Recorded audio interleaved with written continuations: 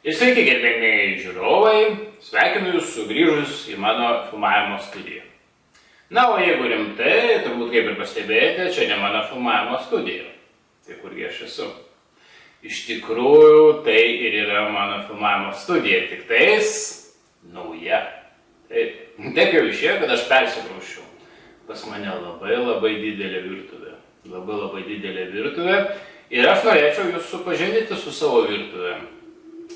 Bet susitarkime taip, jūs padėsite man, aš padėsiu jums. Paspauskite like ant šito video, paspauskite subscribe. Na, o jeigu dar paspausite share, ta prasme, pasidalinsite mano video su kitais, bet to labai gali būti, kad jūs jiems padėsite, netgi išgelbėsite gyvybę. Kokia jūsų būtų savijauta, jeigu jūs savo seneliui išgelbėjote gyvybę, savo tėvui arba seneliui arba mamai?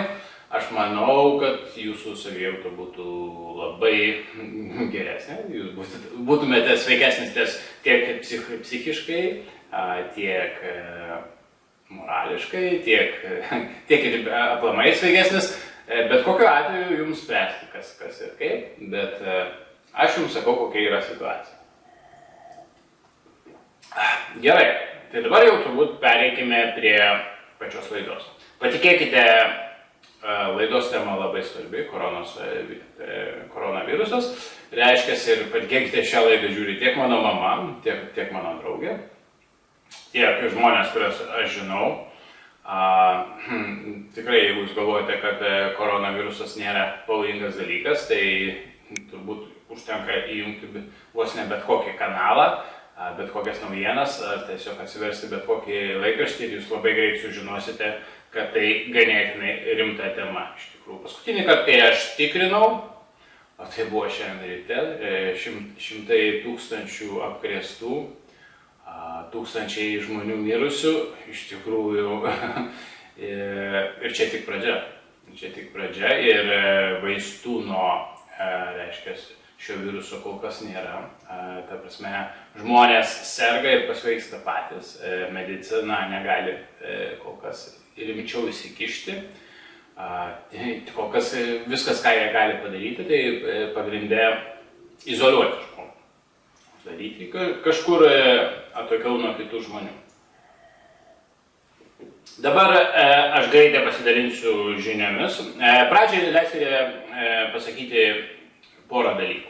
Aš esu natūralios sveikatos ekspertas. Aš nesu modernios medicinos ekspertas. Kas yra natūrali sveikata ir kas yra medicina? Viskas labai paprasta. Sakykime, aš nesu niekom sirgęs nuo to laiko, kai pradėjau sveikai gyventi. Aš ne visą laiką gyvenau sveikai. Mano pagrindinis gyvenimo tikslas yra laimė. Tai buvo gan ilgas laiko periodas, aš valgiau picas, pusfabrikačius, turbūt tokį maistą, kurį dauguma žmonių ir valgo. Neturbūt, bet taip jau yra.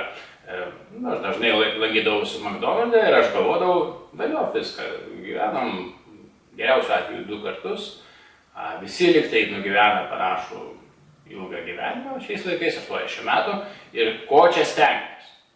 Teisingai. Ką aš pastebėjau, kad tai neneša per daug laimės. Aš pasidariau ligotas, storas, aš tikrai buvau storas, aš buvau 30 kg sunkesnis negu dabar esu. Jums gal atrodys, kad aš dabar labai lieknas, bet iš tikrųjų taip nėra.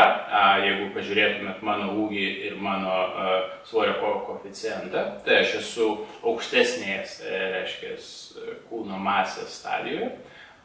Bet aš praktiškai esu idealioj pozicijoje, reiškia, idealiam spektre, reiškia, kūno masės. Taigi, nei per daug, nei per mažai. Aš turiu dar daug kilogramų galėčiau numesti ir aš būtent, tas yra pliusas. Tas yra pliusas turėti, reiškia, papildomus kilogramus, kuriuos galėtume numesti. Bet pas mane praktiškai kūno riebalų masę, galite įjungti bet kokį mano video, įjungite, kur aš 42 metų sveikuolis, jūs galite pamatyti tenais, aš vėlgi tingiu nusimėti mekutę, bet aš dabar netiek daug sportuoju, tai netrodysiu taip simpatiškai, kaip atrodžiau tame video, bet tas video turi vien tik laikus. Taip malonu sužinoti, ką lietuviai mano apie mane. Iš tikrųjų, vien laikai, nei vieno dislaiko, 0 dislaikų. Wow. Nu, turbūt dabar, kai aš jau tai pranešiu, turbūt visi troliai skuba ant to video paspauti dislike. Na, bet nors jau jūs įjungsite video ir nors jau užskaičiuos kaip kliką, nors jau tai gerai iš tikrųjų, bet sunku apsiginti nuo trolių, bet geriausias yra būdas nekreipti jos dėmesio. Tai aš jūs nekreipiu dėmesio, troliai. Darykite, ką norite. Gerai, grįžtam prie temos. Taigi, aš esu natūralios sveikatos specialistas. Taigi, natūrali sveikata, kas tai yra? Sakau, aš nežinau, kas yra liga aplamai. Liga yra žmonėm, kurie neprižiūri savo sveikatos natūraliai. Jeigu visi žmonės natūraliai prižiūrėtų savo sveikatą, modernios medicinos nereiktų tada, suprantate? Na, jums galbūt atrodys mano žodžiai absurdiški, bet aš labai tiksliai žinau, apie ką aš šneku ir patikėkite, jeigu, sakykime, jūs nuspręstumėte tapti mano klientu, susitvarkyti sveikatą, kad aš jums sudaryčiau greitą sveiką mitybos planą, kur jūs praktiškai galėtumėte valgyti vos ne ką norit, išskyrus tam tikrus maisto produktus, sakykime,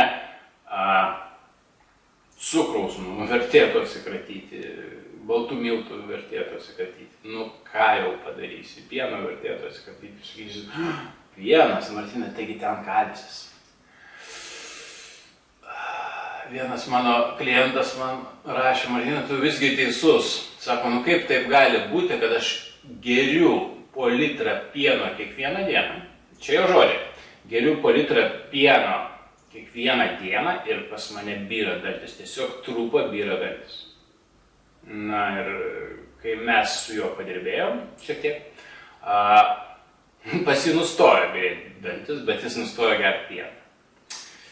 Tai jeigu jūs galvojate, kad tikrai piene labai geras kalcis, sėkmės jums. Sėkmės jums, aš turbūt nieko jūsų neįtikinsiu kitaip, bet jeigu jūs visgi norite išklausyti mano nuomonės, tai patačiau ir kitas laidas pažiūrėti, aš čia negalėsiu visko aptarti.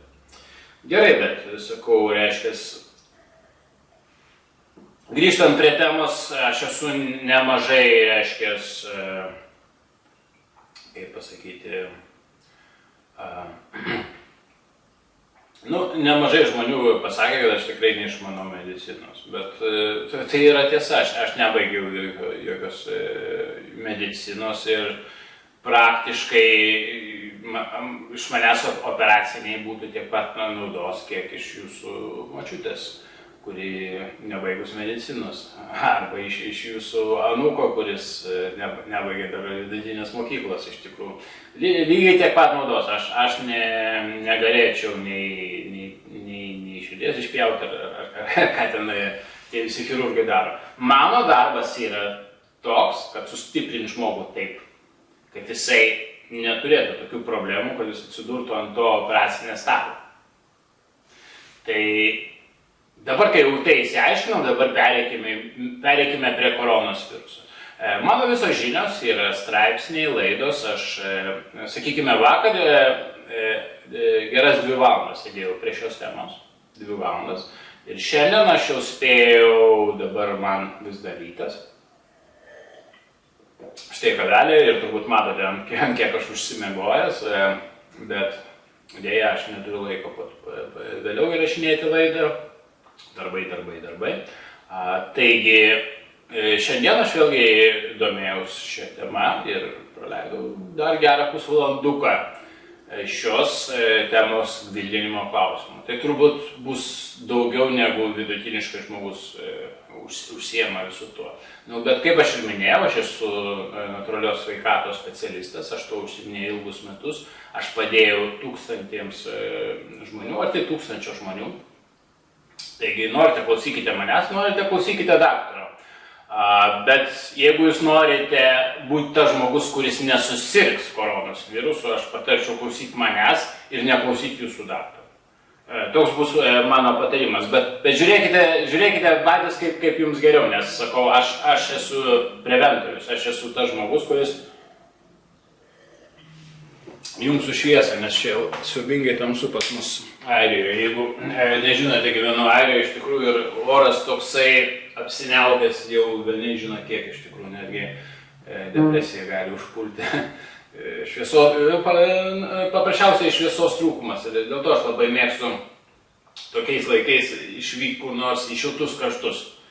Na, kai tavęs nepersekioja koronos virusas. Dabar aš abejoju, kad aš kažkur galėčiau išvykti, nes užsakysi bilietus už savaitės, ką tu žinai. Galbūt į Ispaniją už savaitės jau ir nebepapulsi. Labai gali būti. Ir aš jums irgi patarčiau, jeigu jūs galvojate apie atostogas, kol kas bilietų nepirkite. Nors kainos gali būti labai pigios, bet jūs galite labai ir pralošti. Ta prasme, kad jūsų atostogas gali išeiti ant nieko. Ypatingai jeigu į Italiją, aš neįstikinęs, kad jūs galėtume dabar į Italiją papulti. Kiek aš girdėjau, kad visa Italija yra lockdown, ta prasme, užrakinta, ta prasme, žmonės iš ten neišvyksta. Ir turbūt, jeigu jau atvykote ten, tai būsite geras italas, mokėtės italų kalbos, taip toliau ir taip toliau. Gerai, koronavirusas. Dabar jau kai viską įsiaiškinam, bet aš turiu tai paaiškinti, nes iš tikrųjų, sakau, žmonės po to kandžiojasi iš tikrųjų ir sako, aš ne medicinos specialistas. O kada aš sakiau, kad aš medicinos specialistas? Aš natūralios sveikatos specialistas, aš jums patarčiau išgerti puoduką kavos ir žalios arbatos, bet aš jums nepatarčiau vartoti antibiotikų. Aš žinau žmonių, kurie 4 kartus į metus vartoja antibiotikus. Ar jie yra sveikesni už mane, ar bet ką, kas sveikai gyvena? Ne. Skirtumas tas, kad kas sveikai gyvena, negeria antibiotikų ir niekados neserga. Kas nesveikai gyvena, 4 kartus į metus serga. Vidurkis, aš naudoju vidurkį, nereiškia, kad 4 būtent. Kodėl aš paėmiau iš viso tas 4 kartus? Aš anksčiau sirgdavau 4 kartus į metus, aš netgi skaičiuodavau ir pas mane būdavo jau kaip įprasta iš tikrųjų. 4 kartus į metu būdavo toksai sunkus peršalimas, temperatūra, sloga, kosulys ir tai tęsdavo savaitę, gal 2 savaitės. Toks jau didžiulis malonumas iš tikrųjų šitų burgerių ir picų. Tikrai labai didelis malonumas visų to sirgti. Ir aš žinau, kur yra problema tame maiste. Žiūrėkite mano laidas, aš jums viską paaiškinsiu. Aš negaliu paaiškinti absoliučiai visko vienoje laidoje. Taigi, kaip apsisaugoti nuo koronos viruso? Paprasčiausiai sustiprinkite savo imunitetą. Kaip sustiprinti savo imunitetą? Pereikime prie to. Imunitetas nesustiprės jums iš karto. Jeigu jūs labai užsikrovęs visais tais pusfabrikačiais ir taip toliau, arba labai staigiai suvalgykite, arba atsikratykite, patarčiau, nors jau dabar labai patarčiau iš tikrųjų jų nevartoti. Tai nėra geras maistas. Čia turbūt ne aš vienintelis, kuris jums tą pasakysiu. Vartokite kuo daugiau vaisių, daržovių. Vaisiai, ypatingai citrusiniai, labai gerai imuniniai sistemai. Aš esu pastebėjęs, jeigu aš visiškai nevalgau citrusinių vaisių, ilgą laiką pas mane sutrinka imuninė sistema. Jinai pasidaro silpnesnė. Taigi, ypatingai numeris 1 būtų greipfruktai. Numeris 1 greipfruktą aš patarčiau spausti, šviežiai spaustos sultis. Greipfruktus nėra taip lengva valgyti, bet to greipfruktai turi labai daug oksalatų. Oksalatai yra didžiulė problema. Pažiūrėkite mano laidą apie oksalatus, jeigu nežinote, apie ką aš šneku. Ir sultis, šviežiai spautos sultis, kai jūs patys įsispaudžiate ir patys jas išgerite, gali būti įspaustos ir kitur, bet neturi praeiti didelis laiko tarpas nuo jų spaudimo. Dabar yra naujos sulčių spaudyklės, aš esu nusipirkęs, aš galbūt jūsų supažindinsiu. Tai tokios sultis gali būti išgertos, sakykime, šalto spaudimo, kai jos yra grinai išspaustos, bet nėra, reiškia, pačios molekulės jau, kaip pasakyti, vėlgi, aš nesu specialistas visų tų molekulių ir taip toliau. Aš aiškinu savais žodžiais, nesikabinėkite arba neklausykite visos šitos laidos.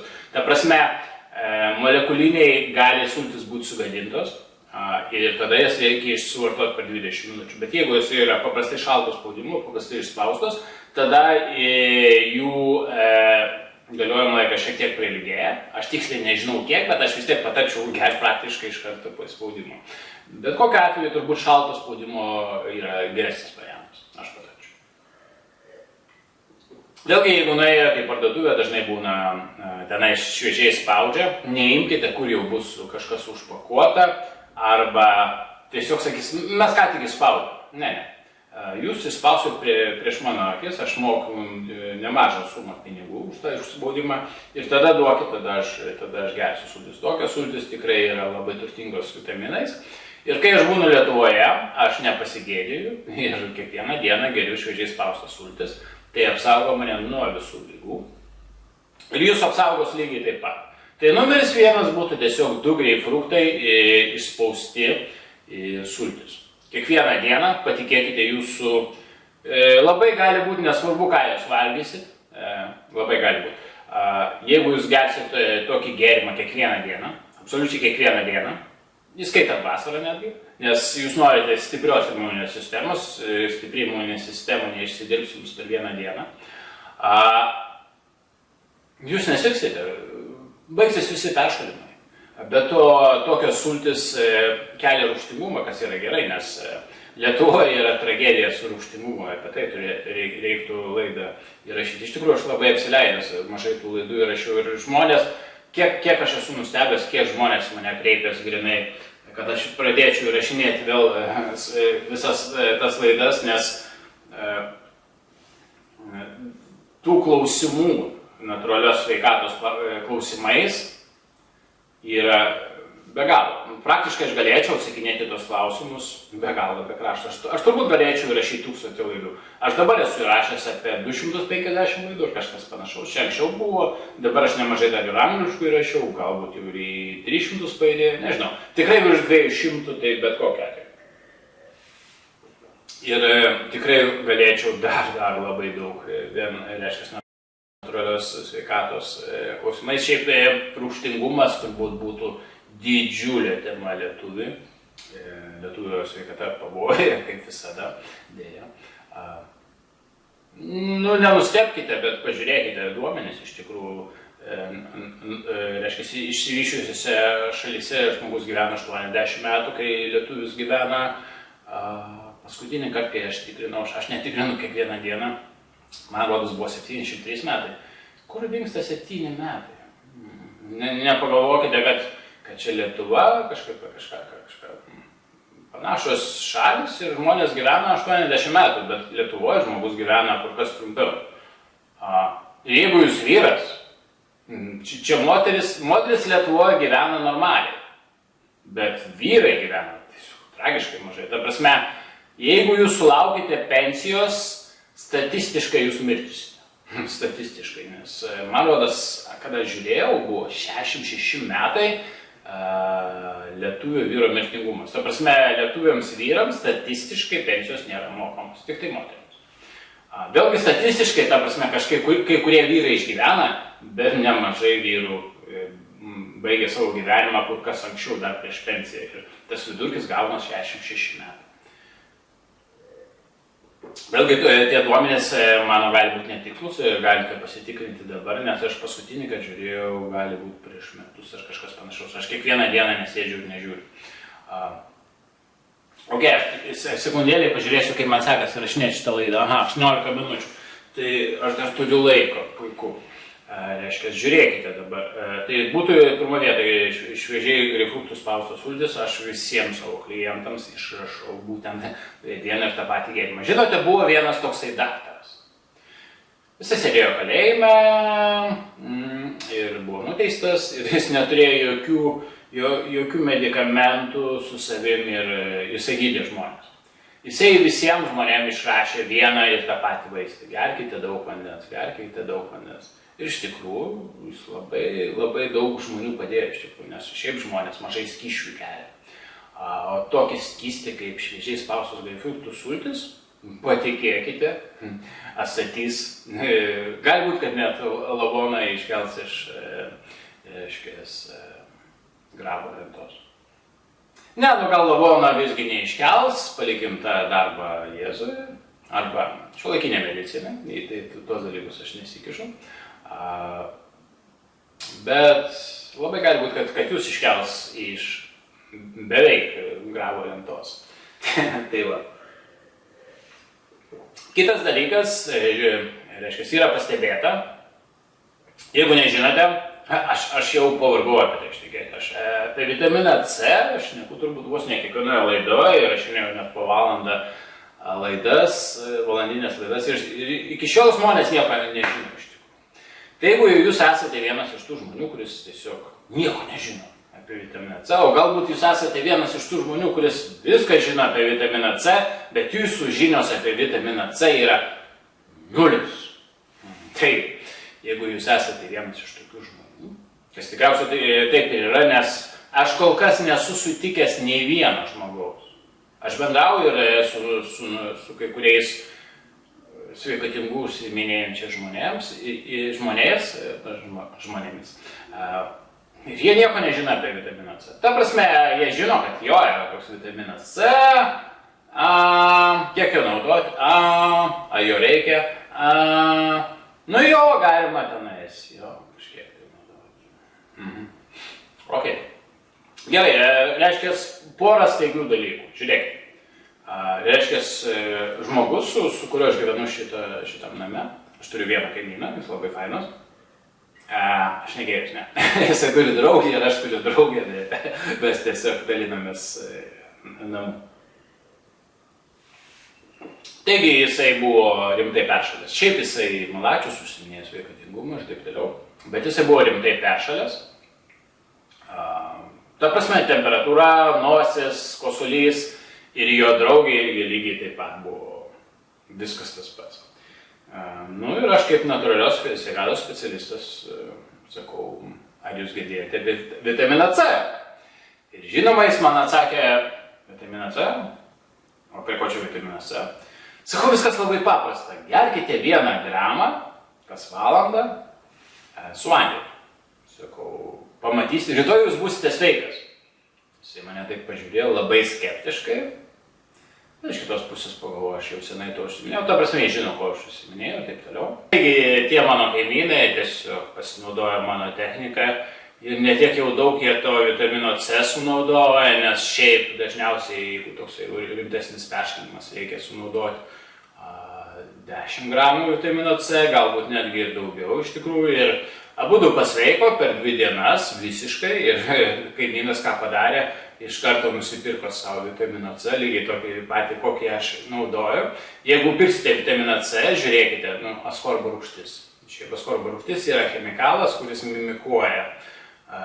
Vėlgi, aš nesu visiškas ekspertas tos medicinos, aš sakau, kiek aš žinau, galbūt aš kažkur klystu, bet šis dalykas nėra antiek svarbus. Ta prasme, jisai mimikuoja vitaminą C mūsų organizme ir duoda pozityvinę reakciją, kai jūs susirgate. Bet kiek aš žinau, pats vitaminas C, būtent toks askorbo rūgštis, apie ką mes kalbam, reiškia, jisai nesustiprina jūsų imuninės sistemos. Ta prasme, jo nevertėtų šiaip aplamai vartoti. Bet jisai gali būti puikiai prevencija, jeigu prasidės tikra pandemonija, ta prasme, jeigu koronavirusas paplis, reiškia, šalyje, kur jūs gyvenate, ar Lietuvoje, ar galbūt jūs gyvenate Italijoje, ar galbūt Airijoje, ar dar kažkur, bet tokiu atveju tikrai aš patarčiau tada pradėti vartoti vitaminą C reguliariai ir didelėmis dozėmis. Jeigu nežinote, sakykime, sportininkai, jeigu rimtos varžybos, sakykime, olimpiada ar kažkas, jie naudoja, sakykime, 5 gramus vitamino C kiekvieną dieną, tai garantuoja jiems tai, kad jie nesusirgs. Taigi, turėkite omeny, tiesiog, jeigu jau koronavirusas rimtai užspaus, bus nebloga idėja, kaip prevencija, naudoti askorbo rūgštį, bet nepamirškite, reikia labai didelės dozės ir žinokite, kad jeigu jūs iš karto išgersite didžiulę dozę vitamino C, sakykime, jūs sugalvosite išgerti iš karto 5 gramus, kas atsitiks, jums susuks vidurius ir jūs labai gražiai atsidursite ant tualeto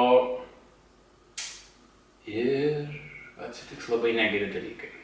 To nedarykite. Gramas per valandą. Reiškia, skiestas su vandeniu.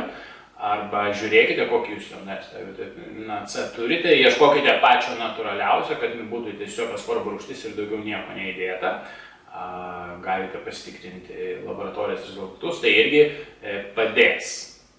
Taigi, dar galėčiau pridėti, sakykime, mano draugė, aš viešėjau Lietuvoje savaitę, mano draugė buvo peršalus ir mane įspėjo, nebučiuok manęs ir taip toliau. Ką aš padariau, vėlgi vitaminas C, jinai pasveiko, aš neperšalau, viskas buvo kuo puikiausiai. Be to, kai kaimynai sirgo, aš irgi naudojau vitaminą C, šiek tiek askorbo rūgšties, šiek tiek, prieš miegą išgerdavau 1 gramą, kiek aš esu girdėjęs, kad vitaminas C padeda, be to saldžiai ir pamiegoti. Tai turbūt irgi pliusas, reiškia, ir vėlgi mano kaimynas, reiškia, su savo drauge, jie ant manęs peršalimo nepernešė, mano imuninė sistema kuo puikiausiai susitvarkė, taigi lygiai taip pat yra ir su koronos virusu, jisai yra peršalimas, tiesiog tai naujoviškas peršalimas, jisai nemažai žmonių miršta nuo to ir žinoma būtų nemalonu šiuo virusu susirgti. Kodėl? Nes jeigu prasidės tikra pandemonija, jeigu labai daug žmonių pradės sirgti, daug žmonių, kas serga, reiškia, koronos virusu atsiduria ligoninėje, labai gali būti, kad ligoninėse nebus vietos ir šiaip medikai kol kas nelabai kuo gali tai jums padėti. Taigi aš patarčiau natūraliai sustiprinti savo sveikatą. Pirmoje eilėje, kaip sakiau, greipfruktų sultis. Jeigu nekenčiate greipfruktų sulčių, apelsinų sultis yra irgi visiškai ok. Spauskite tada vietoj 2 greipfruktų 3 apelsinus. Reiškia, naudokite citriną, spauskite visur, kur galite.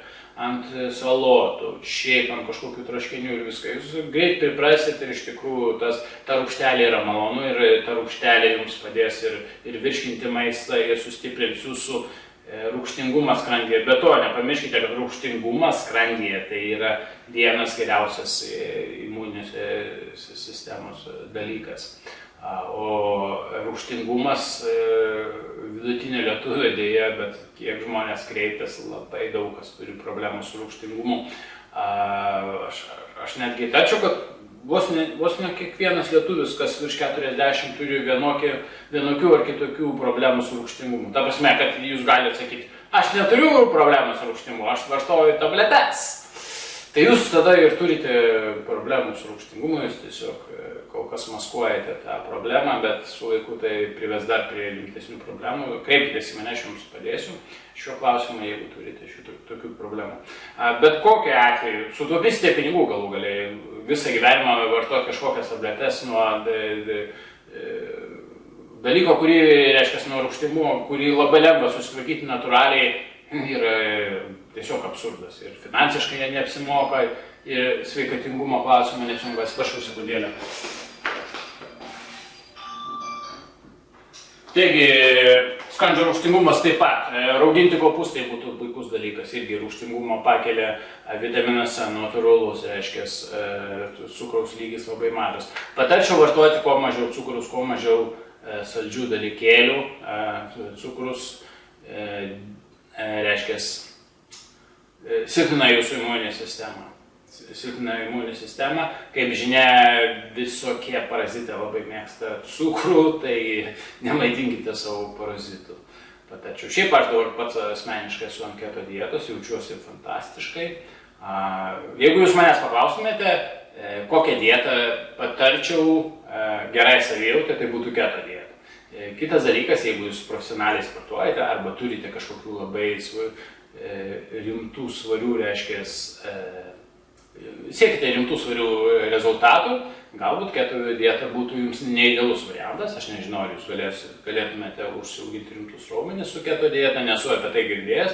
Ir kiek žinau, lengvai atletikai liktai tokia dieta neipatingai tinka, nors asmeniškai esu labai mažai girdėjęs apie lengvos atletikos pasiekimus, būtent kas naudoja keto dietą. O šiaip mano kaimynai, pavyzdžiui, vartoja daug labai angliavandenių, ir ko puikiausiai ir jaučiasi ir viskas. Žinoma, galbūt sveikata nėra ideali, bet bendroji, reiškia, bendrai, jie reiškia, kaimynas ir jo draugai, reiškia, daug sportuoja, labai daug sportuoja ir tai degina kuo baigiausiai jų visą tą suvalgomus angliavandenius, cukrų ir didesnių problemų su tuo jie neturi. Nors galbūt tai visgi nėra idealu, aš manyčiau, cukrus yra problema bendrai paėmus. Tai va, reiškia, toliau prevencija, reiškia, nuo koronos viruso, reiškia, jeigu jūsų imuninė sistema silpna, stenkitės mažiau lankytis viešose vietose, ypatingai jeigu kažkur tolėte kažką, tai kažkokią rankeną paspaudėte, dar kažką, iškart plaukite rankas. Deja, bet taip, darykite taip būtinai ir grįžtate namo, iškart plaukite rankas, nelieskite veido. Toks yra, reiškia, koronos virusų jūs galite apsikrėsti tik tais, jeigu liesite veidą savo rankomis arba liktai ant jūsų gali, ta prasme, per kvėpavimą kažkas tai tokio irgi gali pereiti, bet ypatinga problema yra rankos.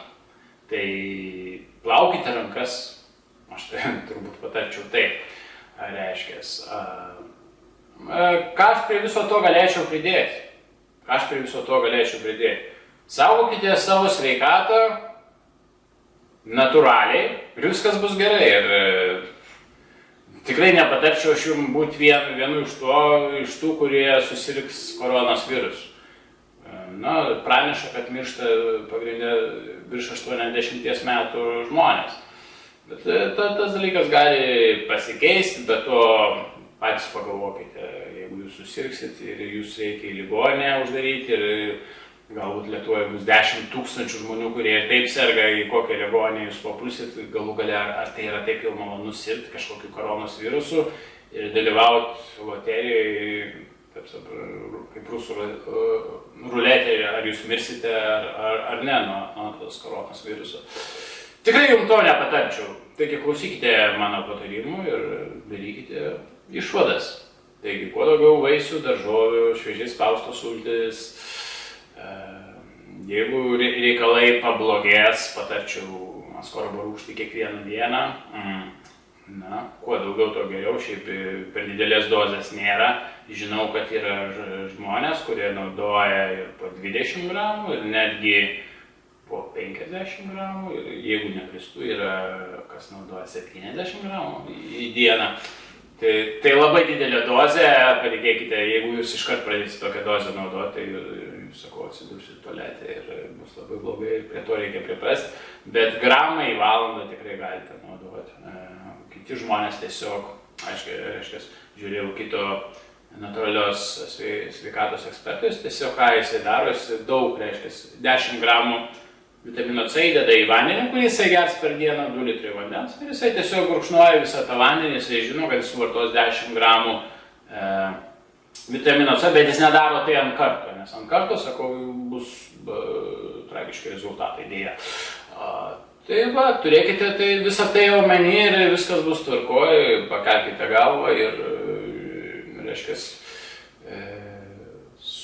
kaip pasakyti, nebijokite.